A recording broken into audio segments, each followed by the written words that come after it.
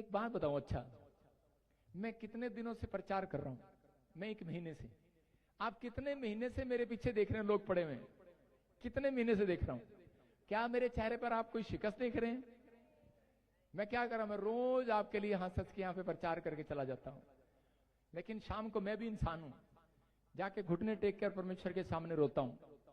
लेकिन मुझे मालूम है मेरा परमेश्वर जिंदा है और जिंदा आसमान पर है। आमीन। बोलो हालेलुया। हालेलुया। परमेश्वर ने मेरे अंदर आनंद भरा है। मैं कह रहा हूं कि आज आप तकलीफ में हो सकते हैं, लेकिन जब आप पवित्र आत्मा की बातों को, आवाज को सुनेंगे, जब परमेश्वर के दर्शन को देखेंगे, आप जहां भी जाएंगे परमेश्वर का आत्मा कह रहा है आनंद आएगा, आनंद आमीन। आनंद आएगा। कहता है आज परमेश्वर से दर्शन मांगो, परमेश्वर से, परमेश्वर की आवाज को सुनो। पवित्र आत्मा उनको आवाज सुनाना चाहता है जिसने अपने अंदर से लोभ को खत्म कर दिया है, अपने अंदर से कहता है उस चीज को खत्म कर दिया है जो परमेश्वर से आपको अलग करती है, उसे नाले में फेंक दो। कहता है जो आपको परमेश्वर से अलग करती है चीज, कहता है उसको छोड़ दो, अपनी जिंदगी से फेंक दो। परमेश्वर का आत्मा कह रहा आज ही कुछ अद्भुत होने वाला यीशु मसीह के नाम में। आज हो सकता है आपके पास सोना है। देखो कितनी औरतें सोने की चैन लेकर आई हैं, क्या प्लीज बताएंगे? हाथ उठा के नहीं लेंगे आपसे, हाथ उठा के बताओ कितनी औरतें चैन, कितने आदमियों के पास सोने की चैन है गले में? हाथ उठा के बताओ। अरे निर्दयी बताओ एक भी नहीं उठा रहा। मैं पूछ रहा हूं आपके गले में सोने की चैन है? लेकिन जिसके गले में सोने की चैन है वो बार वो, लेकिन उसको चैन नहीं है। जब सोना पहन तो लेते हैं, बार बार निकाल निकाल के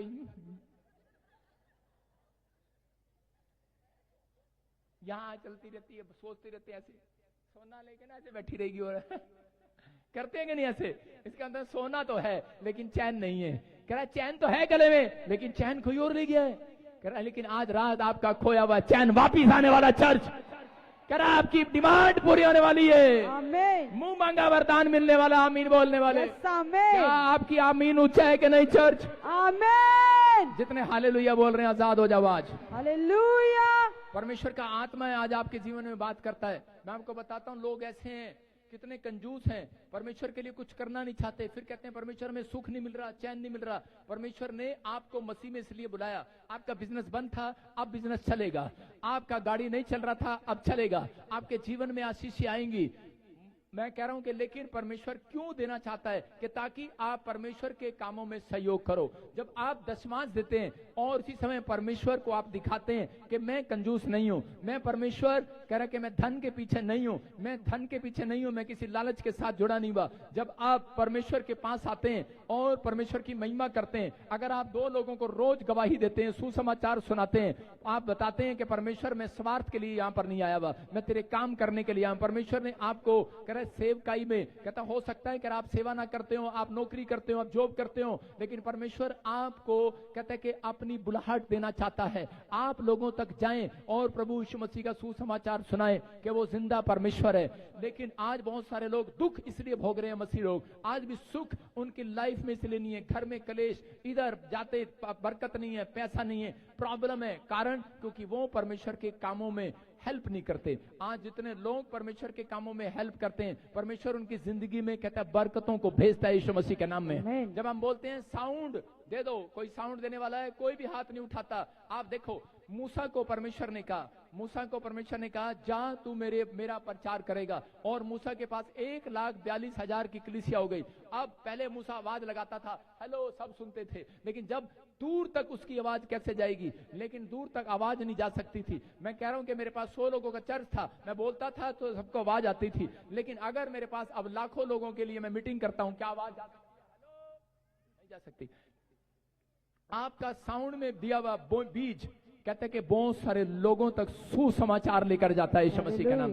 जाता है कि नहीं? आपका दिया हुआ कैमरा बहुत सारे लोगों तक लाइव में लेकर जाता है, आप पूरी दुनिया को बचाते हैं। कह रहा है कि हर खर्चा, कहता है जो आपने परमेश्वर के काम के लिए किया है परमेश्वर उसका प्रतिफल देगा। इसलिए बोलता है परमेश्वर तुम्हारे धन में कहता है दुख नहीं मिलाएगा, पर लिखा परमेश्वर की ओर से जो धन आएगा उसमें आशीष आएगी। लेकिन हर व्यक्ति के धन में आशीष नहीं होती। कह रहा है कि बहुत सारे लोगों का पैसा उजड़ जाता है, प्रभु में है लेकिन पैसे में बरकत नहीं है। क्यों? क्योंकि उन्होंने कभी खुदा के लिए काम करने की सोची नहीं है। मैं बताता हूं बहुत सारे कंजूस हैं। मैं एक बार हरियाणा में, मुझे किसी ने औरत आई और दोनों पति पत्नी आए, बोले हमारे घर आना प्लीज। वो मैं सोचते थे शायद ये पादरी आएगा तो है नहीं और हम फॉर्मेलिटी कर लेते हैं। वो बोल रहे थे, करे भाई साहब आना, मेरे बच्चे बुच्चे गए हुए थे घूमने 2 दिन के लिए। मैंने कहा आज रोटी पाने वाला कोई है नहीं, चलो इनके घर ही चलते। मैं चला गया, मैं उनके घर गया।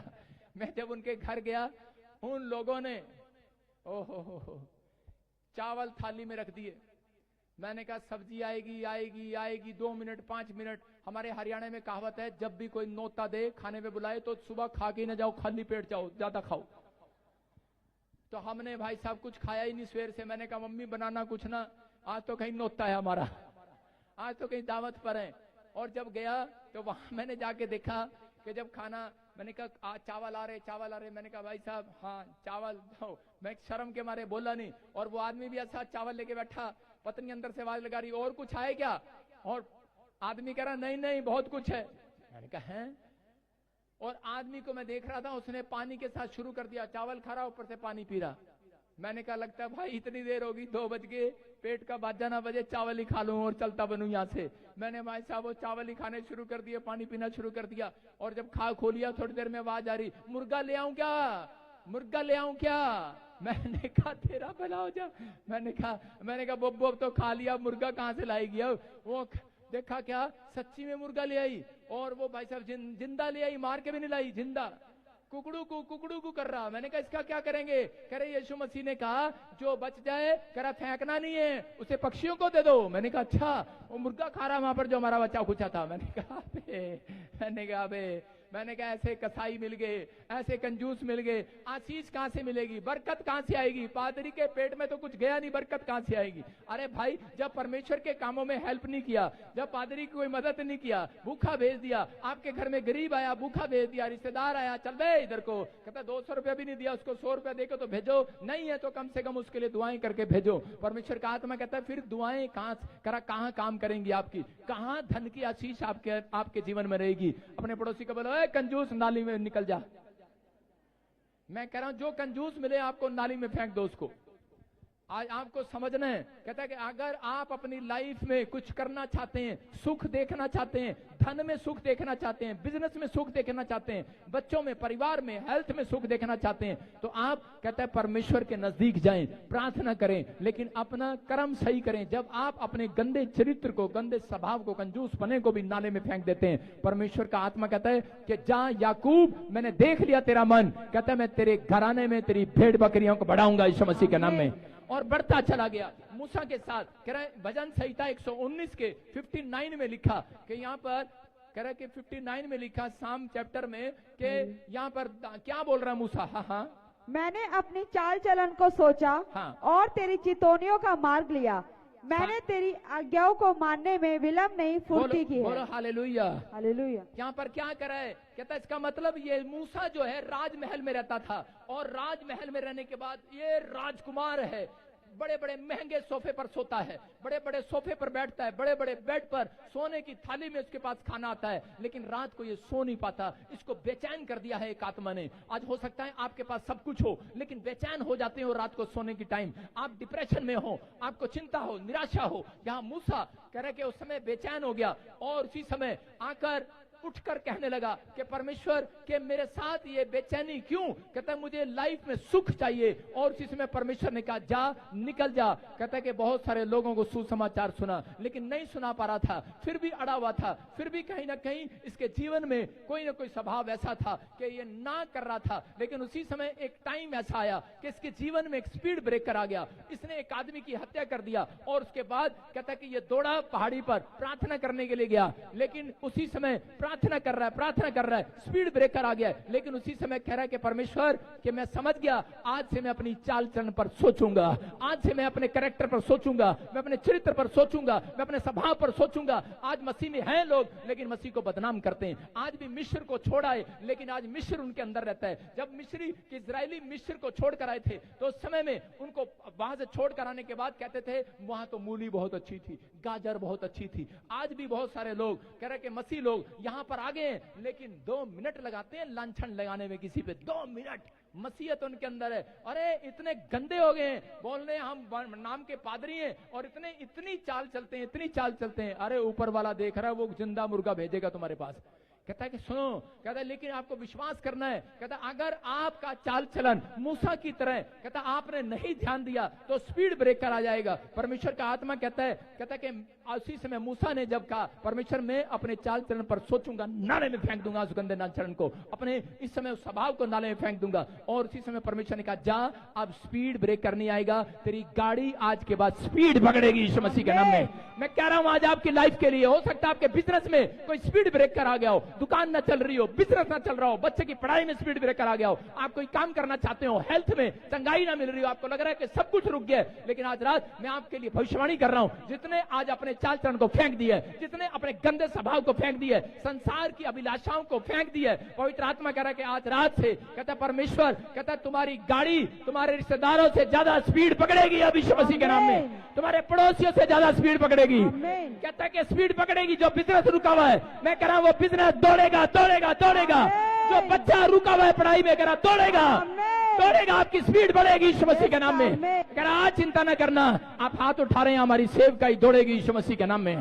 मैं कह रहा हूं परमेश्वर काम करेगा। परमेश्वर जो कल काम करता था आज भी काम करता है, जिसको मैं 2008 से जानता हूं वो परमेश्वर वफादार परमेश्वर है। वो आज ऑनलाइन सुनने वालों को, जिन लोगों ने लोगों को ठोकरें खिलाई हैं, मैं कह रहा हूं परमेश्वर स्पीड पकड़ेगा, उनके लिए भी स्पीड पकड़ेगा, स्वर से निकलेगा आज रात यीशु मसीह के नाम में। कहता है कि आप, कहता है इस समय आप परमेश्वर की ओर ध्यान लगाएं। पवित्र आत्मा चाहता है, कहता है आपका ध्यान जो है वो परमेश्वर की ओर होना चाहिए। किसकी ओर होना चाहिए? कहता है परमेश्वर की ओर। जो लोग टाइम निकालकर खुदा का काम नहीं करते वो बेचैन रहते हैं। ये लिख लेना, याद रखना, जो टाइम निकालकर खुदा का काम नहीं करते, कह रहे कि वो बेचैन रहते हैं, ज्यादा वो गरीब रहते हैं, कर्जे और बीमारी में रहते हैं। लेकिन जो लोगों के जीवन में कह रहा आत्मिक अगुवा नहीं है वो भी बेचैन रहते हैं। लेकिन ये फैसला आपको लेना है कि मुझे आत्मिक अगुवे के पीछे चलना है कि नहीं चलना है। लेकिन अगर आज आप विश्वास कर रहे हैं परमेश्वर का आत्मा आपकी जिंदगियों में कह रहा कि जो स्पीड नहीं दौड़ रही गाड़ी, जो बिजनेस स्पीड नहीं दौड़ रहा, जो आशीष स्पीड से नहीं आ रही, जो गवाइयां स्पीड से नहीं आ रही, मैं कह रहा हूं स्पीड से आएंगी यीशु मसीह के नाम में, स्पीड से आएंगी यीशु मसीह के नाम में। आमीन बोलने वाले आजाद हो जाओ आज।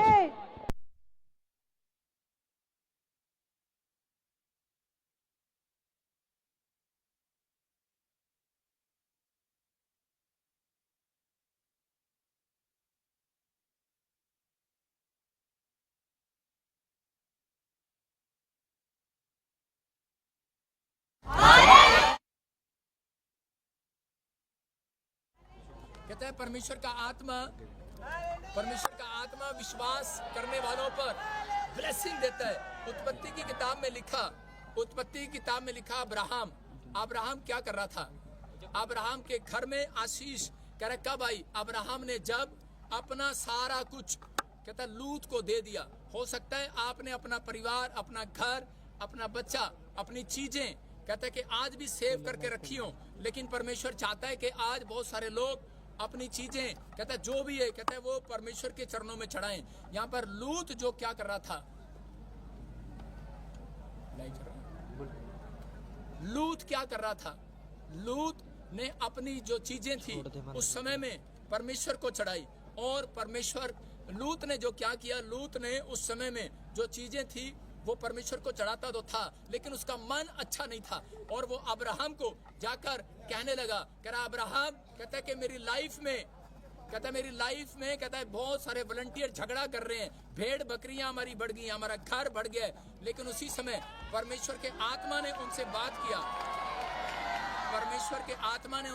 किया और कहा, कह रहा कि अब कहता बेटे हमारा भेड़ बकरियां बढ़ गया है, घर बढ़ गया है, सब कुछ हो गया है, लेकिन आपस में लड़ाई झगड़ा हो रहा है। इसलिए कह रहा है कि अब तू एक काम कर।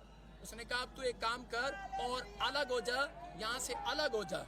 और उसने जब उसको अलग किया, उसने अपना महंगा सामान, महंगी चीजें उसने परमेश्वर को चढ़ा दी, उसने परमेश्वर के लिए चढ़ा दी।